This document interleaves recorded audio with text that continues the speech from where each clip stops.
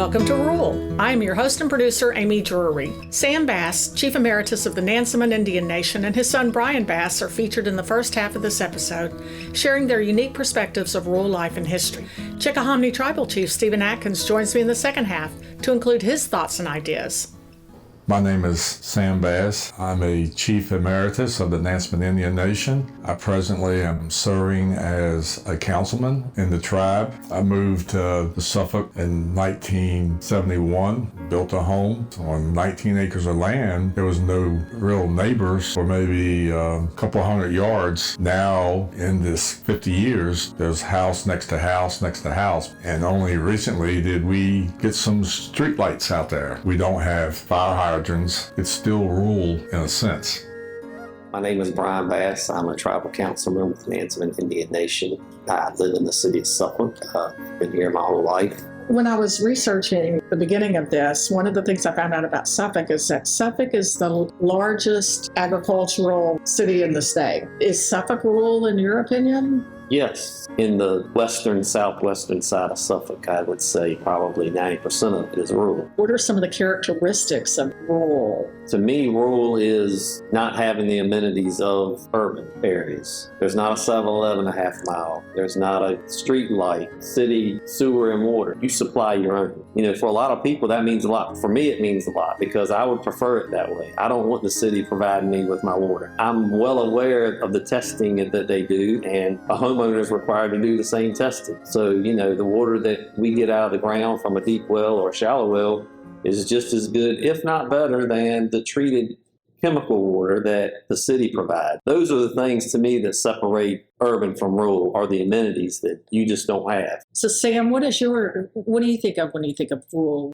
Things that you just don't have at your fingertips. I consider where I live as rural, and I don't have street lights. I don't have water running. I do have a well, a shallow well, and I do have a septic tank with drain fields. So it's the way it's been. I've lived there for going on 51 years. Ebony Alexander talked about being able to look out her kitchen window and see, the occasional bear, and being able to walk out in her pajamas. People have said various things about what they really love about rural areas. Clay Jenkinson talked about the smell of manure and being able to have a garden. So what is it that you love about living in a rural area? Because you both do this by choice. Being able to look out across the field and see a deer, a eagle, a hawk, have enough area to have a garden, grow fruit trees. Growing up, that was something we had: apple trees, plum trees. You wouldn't experience that in the city, in an urban area. It's kind of to be self-sufficient on the land somewhat. We grew up in a generation where you still get your groceries from the store for the most part. During the summer, it may be 50% because we're raising our own. Plums are coming off, apples, beans, squash, we're eating out of the garden all through the summer. Very rarely do you go to the store to buy vegetables. We try to freeze some and eat off of during the winter. That to me is the biggest advantage, is just being able to kind of be self-sustaining, not dependent on grocery stores. And I think for the most part, people in the rural area are more laid back. Well, another thing you can do out in a rural area, you can have livestock, horses and cows and hogs and chickens. And whereas living in the more immediate townships, you're governed by the city on how many of each you can have, or if you can have any at all. I'll never say I like living out so I can smell the horse manure of my neighbor that's 2 doors down from me, but it's part of being in the country. I mean, they work at trying to minimize that by putting down things to kill the odor. Living out is a feeling of freedom, that you're not completely controlled by the system. Was that important to you to teach your children to appreciate that, or was that just part of your, life was for you? My father had a garden, would chop and plow, and as he needed assistance, he had children, so we helped out in the garden with certain things he didn't want us to help with because he wanted to do it his way. But even at that, for me, in having a garden just seemed like the thing to do. I had land, I had open area, I had the tools and the equipment to work the land, and I had assistance, having my children to help out and all. And so now in Brian's life as an adult and having children, having his own place, it may be small, but he has crops or vegetables that are just beautiful and abundant. It's like the hunting skills or fishing and all that from one generation to the next. I have a daughter in Atlanta. She got the bug, and all of a sudden I go there to visit her in the summer, and she's got tomato plants sitting on her deck, and she lives in a suburban area, but she's got tomato plants. And she's asking me, how do I keep the squirrels from getting the tomatoes? She never talked to me about it. It was just something she decided she wanted her children to experience what it is to put a plant or a seed in the ground and see it flourish. And the grandchildren, they talked about it, and they were interested in keeping it watered and that type of thing. You can be so self-sufficient and take care of yourself if you really have to. I think it's just so important to put your hands in the dirt and get that connection. There's nothing better than being able to produce something for yourself and be somewhat self-sufficient. Not only does it taste better and it's healthier, but it's also, for me, it's a little spiritual. And that's the way our ancestors, they knew there was a supreme being, and they knew that Mother Earth, water, air, soil was their life. The creation of animals was to feed them. Thanking God when they did take an animal, they did catch some fish, they appreciated that, and they recognized where it was really coming from. What was providing them to live every day and have food, clothing, and shelter for their existence. Every year we kill one hog ourselves. We smoke the meat in the smokehouse. And there's usually somebody that's never been around it that's at the farm or wants to see it or experience it. And I tell them that none of us take joy in the killing of the hog. That's not something that we look forward to. And if anybody is flippant about it or jokes about it, we don't tolerate that because it is very reverent. It is a gift. So there has to be that balance of taking it very seriously. Yes. Native American agriculture depended on symbiotic relationships and reciprocity. Beans, corn, and squash grown together are known as the Three Sisters. Sam explains. The Three Sisters is considered by the Native American community as three crops, main crops that the Native Americans used to provide food to themselves. And the three crops are corn, beans, squash. So if you can picture a stalk of corn, and beans had been planted in between the stalks, and they have runners on them, they take the runners and wrap around the stalk and use it as bean poles. In addition to that, they plant squash very close in the near vicinity, and the foliage from the squash covers up the bare ground between the corn and the beans to where it minimizes greatly weeds. These three crops, the Native Americans have figured out if they planted them that way, it minimized the amount of time that they had to be out in the heat or whatever. They could do other things that would provide or needed to be provided for the tribe, the family. Those Three Sisters is considered to be the basis of a main staple of the Native Americans. And then they had the game or fish, different fisheries out of the river or creeks. They knew all these things and did things by seasons. They themselves, without a calendar, a 12-month calendar, could figure out when it was the best time to get game, fish, crops. They had that figured out. And I'm just thinking, how do we do that on a larger commercial scale? Well, it works with cantaloupes because right here at our property, I did find some cantaloupe seeds and I planted those in addition to the squash and the cantaloupe came up and the foliage was hanging over the side of the box that we had the sisters planted in. You think of Three Sisters, we're related. Those three crops complement each other, which in a group of siblings, we're not the same, but we complement each other. We all have our strengths and our weaknesses. Those three staples to sustain one another, which sustains humans. Deer, squirrels, any living animal that consumes a herbivore would be like, man, I got it all right here. It's a buffet. So, the reciprocity of it all, just right. Giving to, each other certain gifts and yes. And likewise, they use every part of what they harvested. Sam, would you mind telling me a little bit about your ancestors' lifestyle?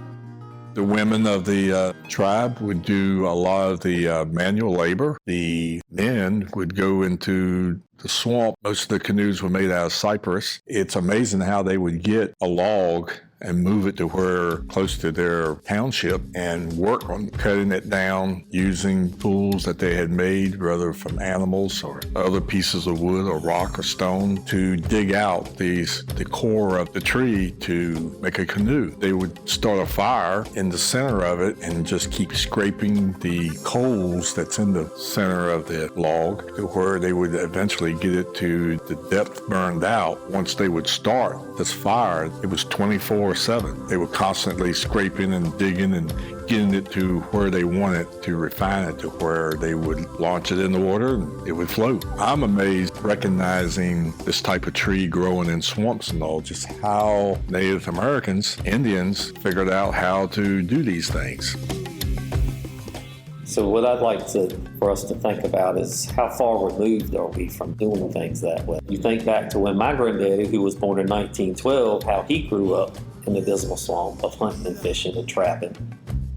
Those things were still done. We're only 75 years removed from basically having that kind of mindset of we lived off the earth as hunters and gatherers. That's not that long ago. That's just one generation removed. How Indians adapted to survive as a hunter-gatherer, they were still doing it right up to 75 years ago. We can all survive even in urban areas with potted gardens, hydroponics. There's all kinds of ways we can survive and not be dependent on someone else supplying us with our food. Very cool. Brian, when did you get your love of gardening? Have you always? Oh yeah, from the time I could walk. My granddaddy and my dad had cows, animals, chickens, had big gardens. It was just what you did. And of course, for me, I was always at my granddad's. He had a big garden until he passed. I did growing up every summer, picking butter beans, tomatoes, snap beans, okra, squash. And I can't think of a year that I didn't have some type of vegetable or strawberries, something that I was growing or harvesting. I look forward to it to this day. I've got my seed in the freezer. I slice the tomato, put it in the freezer, and then I'll thaw it out and put it in the dirt, and the plants are going to come up, and then I use the plants to transplant them and start my tomato garden. There's all kinds of ways and techniques that people save seed, and that's just something I've learned to do that I have good results with. So I hadn't heard that before about slicing a tomato, then freezing it, and then just putting the half slice in the ground.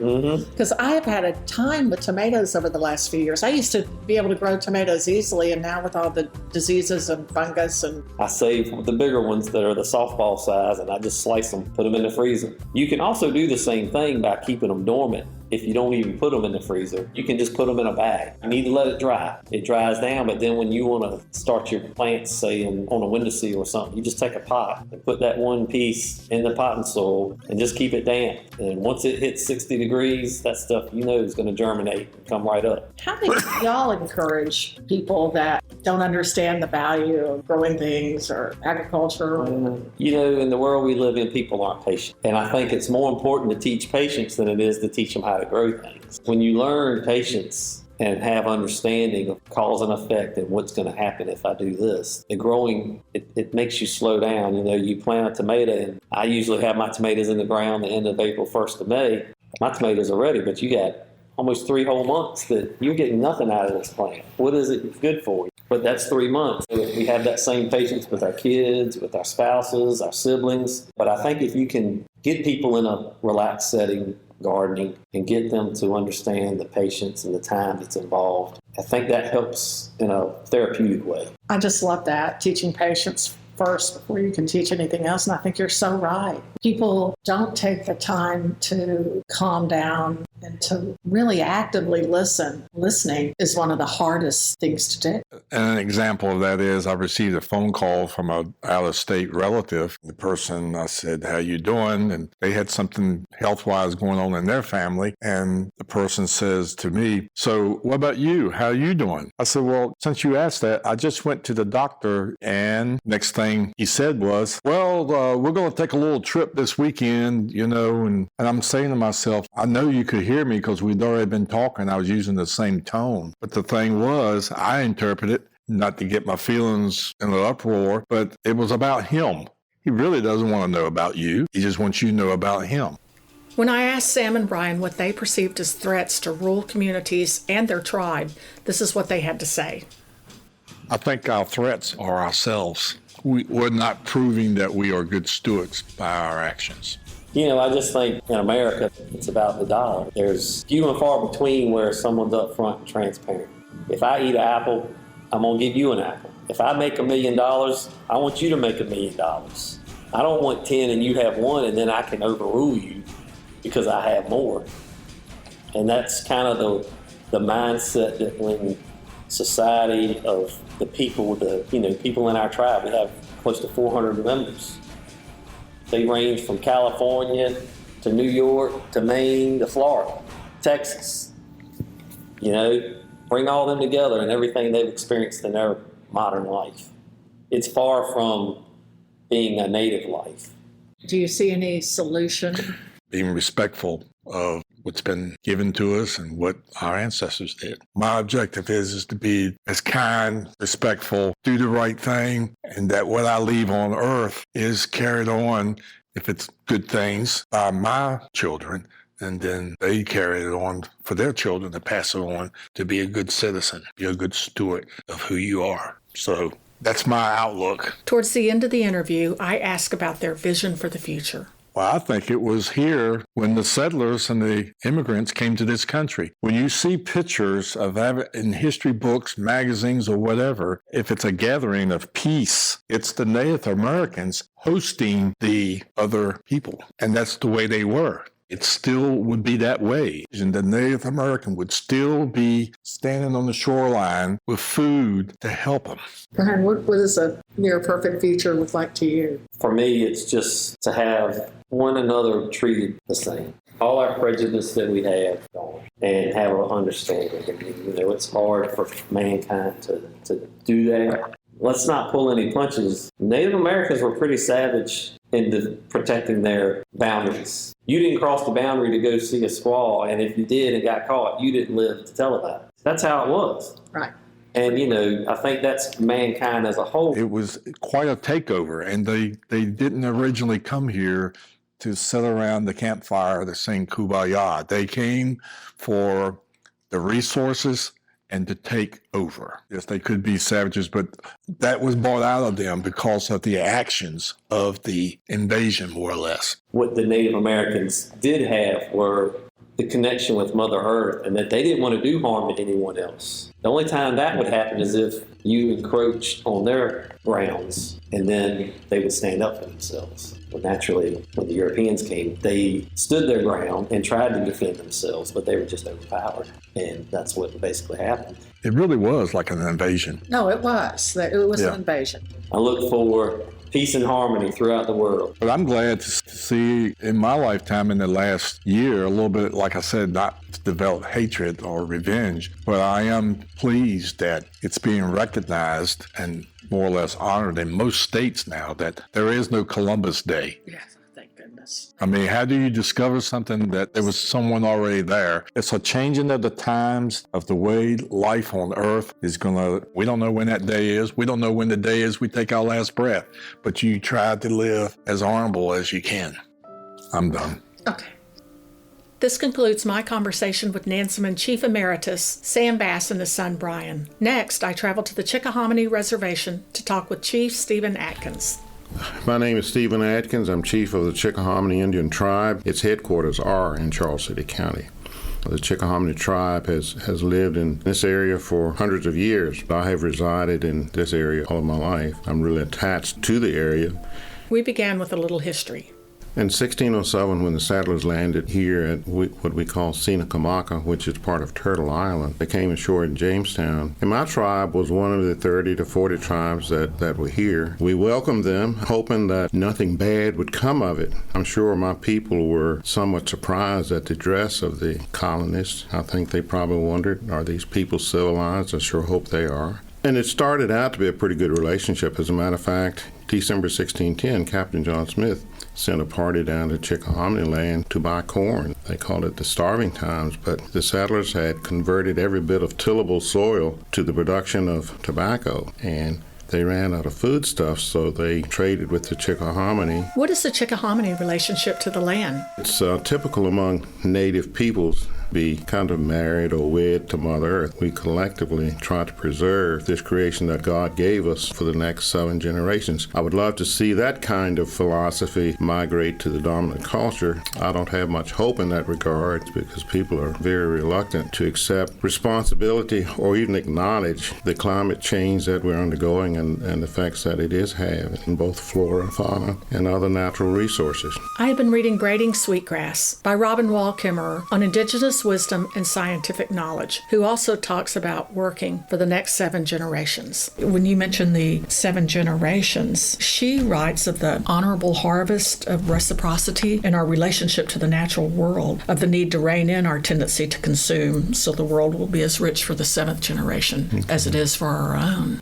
When I talk about rural America and how it affects me, I think that the Chickahominy tribe probably embraces some of those values that I may speak of, but we're not monolithic, so I can't speak for all of the Chickahominy, but I can speak for Stephen Adkins, chief of the Chickahominy tribe, citizen of Charles City County, citizen of the United States, and the Commonwealth of Virginia. And I value rural America. I bring some bias because I've always lived in a rural setting. And when I think of a rural setting, I think of farmland, forest, gardens, people who have their own private wells and septic systems. I think of peace and tranquility. And some of that has been changed as people from more affluent areas will come to Charles City County, buy lots of land and put up fences and posted signs, which is very alien to the environment in which I grew up. People will come to the county, go to the Board of Supervisors because they don't like the stench that comes from people who own hog farms.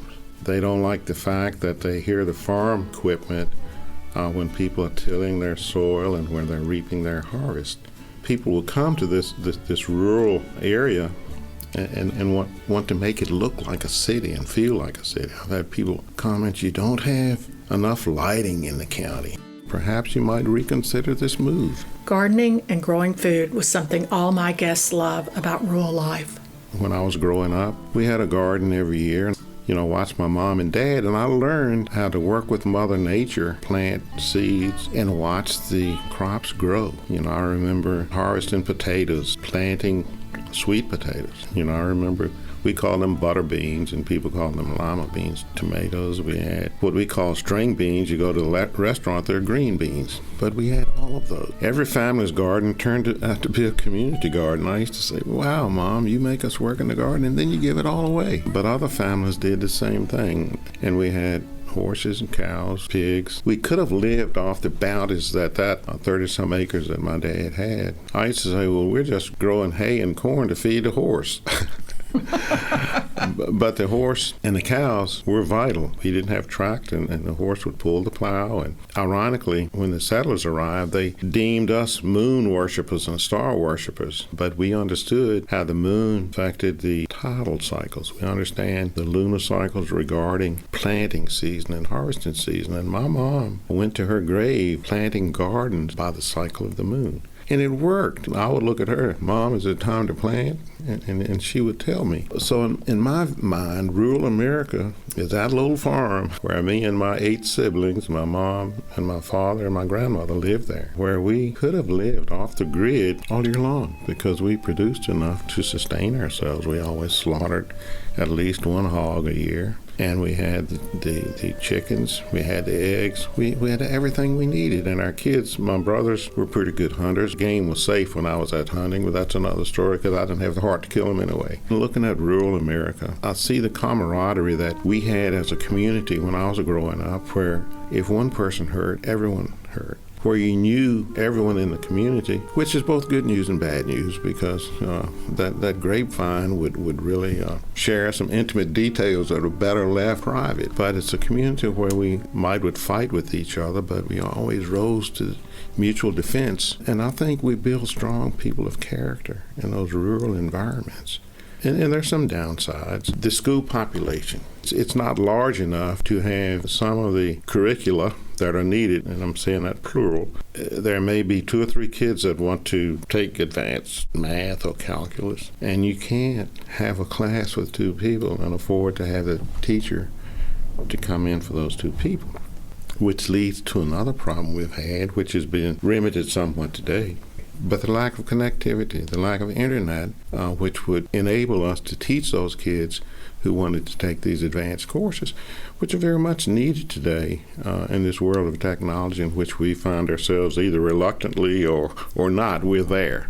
And part of living in rural Charles City is we've had frequent power outages. When I look at a rural community, I also look at relationships that can be established to really make the community click, to make it work. When I think of rural America, I think of churches dotting the landscape. So even that sense of community is enhanced and enlarged by the churches that we have, where people really want to ensure that their brothers and sisters don't get caught up in the food desert or other areas of economic deprivation that would preclude them to have a good life in this community. So there are values that I think are inherent in rural communities that may or not be in the more urban areas. I've talked to people who will say they've lived by this house 2 houses down for 20 years and don't know who lives there. And in my view, that's beyond the pale.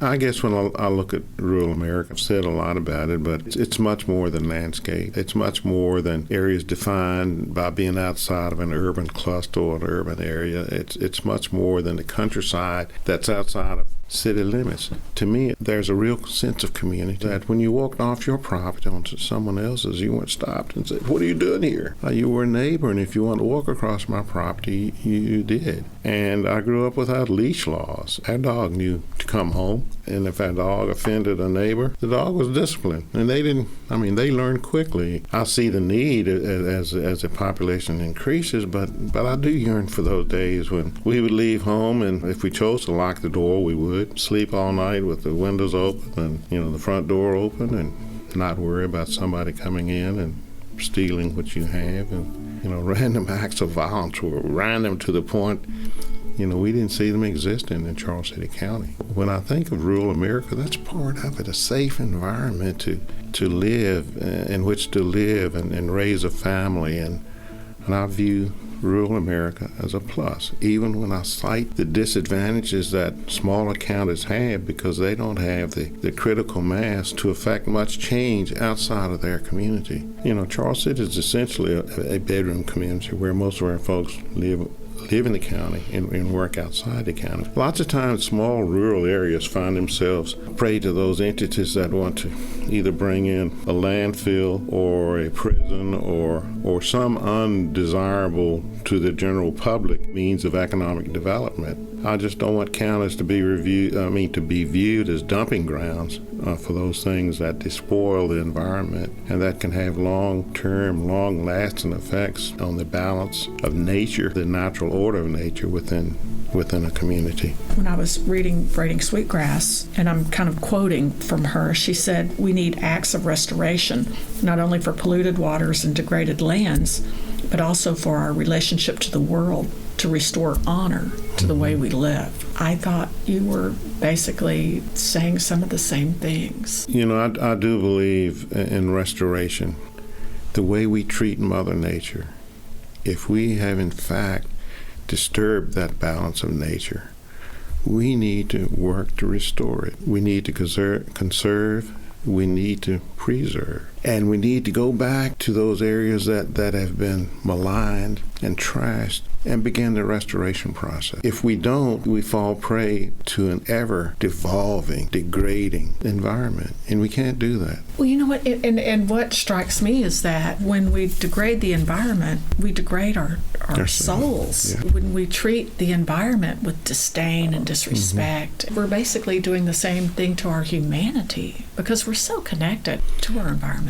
When I drive the roadways and see people throw out trash, I become incensed. My wife walks several miles a day picking up trash. And every day she'd go there and say, "I hope I don't find much today. I hope I don't see much trash today." And she comes back home and said, "Well, today wasn't the day."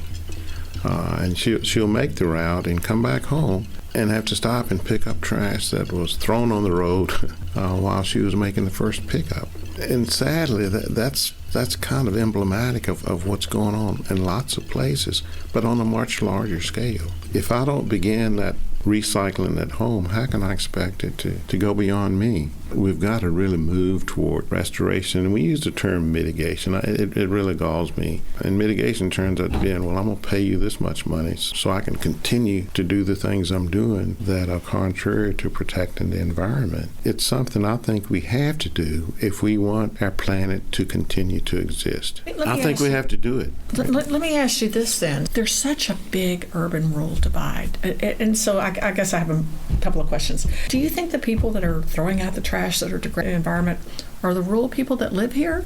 Or do you think it's the people coming in visiting or just traveling through, or the people that have just moved here? And how can we communicate to our urban brothers and sisters of the importance of our rural areas? Any advice you could give to them? Or? When I think of how we are, quote, polluting the environment, we're generating waste, I think some of our urban brothers and sisters don't understand that the trash they discard ends up in landfills that actually comes to rural counties. We're being the repository for waste we didn't create. We don't understand that sometimes convenience must be compromised in order to do the right thing. When people are shopping, they'll look at something and say, well, this is disposable, I can throw it away. If we reduce the demand for those items that are polluting the environment, those items will go away. People don't manufacture products that don't have a market. We have to individually change our mindset to say we won't be part of the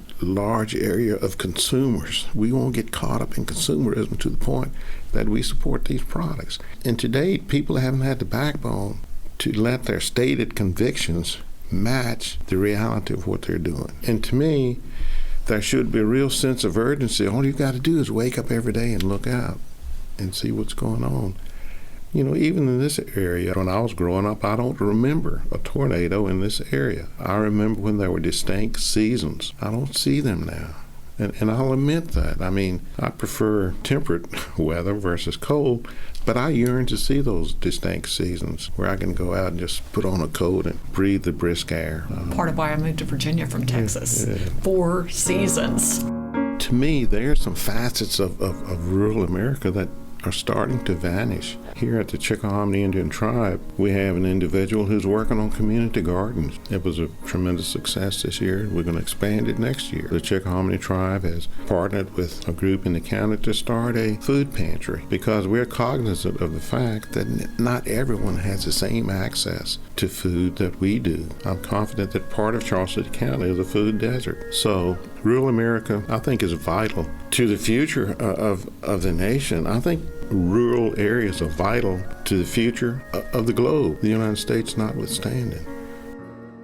Communities can work together. We have probably, it's always hovered around 7,000 citizens in Charles City, and roughly 40-some% white, 40-some black, and about 7 to 10% native, which would be mostly Chickahominy Indian. But we've worked well together, and I think we'll continue to do so. And I'm the kind of guy, my wife says, you don't meet a stranger, and I don't, which could be a blessing or a curse. But I want to reach out to people, and I'll give them a chance to say yes or no. And if they say, no, I don't want to be your friend, I'll respect them for that. I'm not going to get in their space if they don't want it. But I yearn for the time that all people can live and work together and have a sense of honoring and respecting the dignity that each human brings to the table. We've got a long way to go there. I'm an eternal optimist, and that's part of my plan as we journey to that phrase, the much heralded phrase, the journey to a more perfect union. But we've got to do it by engaging with each other. And I think these grassroots rural communities are very important for us to move that aspirational goal closer to reality. What do you think the future looks like? What do I think the future looks like? That's kind of I could talk all day on that, but I believe the emerging generation, I think they're not going to be satisfied with status quo. And I really look at them as our hope. I've gone to many universities and talked about the Chickahominy tribe. And these students, and some of these are PhD candidates. And they are they're beyond angry. So they're not satisfied at being told this is this and that is that. They want to understand how we arrived at that conclusion that it has to be this way, it has to be that way. The kids that I talk to aren't happy with what's happening with the environment, and they want to make a difference. And I think folks who have the fortitude to stand up and speak the truth to power can influence these people. And I believe they want a better tomorrow than the today in which they live. You know, I used to really want my kids to have a better life than I did. I was the first person in my family of 9 siblings to obtain a college degree. I'm the only one of those siblings to have a college degree. And we're having kids today who want to make a difference. They need to be taught the realities of the world in which we live, the reality of the changes in the environment, and what they can do to affect positive changes. Changes are going to occur. They don't have to be negative. So we've got to figure a way, we must figure a way to instill those values in these youngsters who really want to preserve and protect the environment. We've got to provide a platform for informing the decisions they make as they move ahead. And I hope people understand that. It is up to us to help these youngsters inform decisions that will protect this planet Earth and also rural America. I don't know whether you have enough to do anything. I have great material, and thank you so much for taking the time out of a really sounds like very, very busy season right now and schedule. So I'm grateful that you did that. Thank you for listening to the last episode for 2022's Rural. I hope the reflections from my guest have been thought-provoking, educational, and more than anything, inspiring. We need great minds to help confront the challenges faced by the hollowing out of our rural communities. We can't go back in time, but we have control over the future. If you believe the qualities and values that spring from rural life are important and worth cultivating, write to me at amydrewry@gmail.com. I would love to hear your thoughts.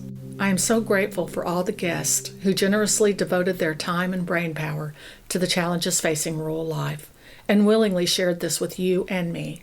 I want to extend a huge thank you to recently retired David Behringer of the Virginia Humanities, Regina Brayboy of Healthy Suffolk, and Heather Mazzoni and Chuck Dowd of WHRO, for whom this series would not have been possible without their help and support. Lastly, I want to thank my husband, Michael Drewry, for his insight and love of agrarian rural communities that inspired me to produce Rural. I am deeply, humbly grateful. I'm your host and producer, Amy Drewry.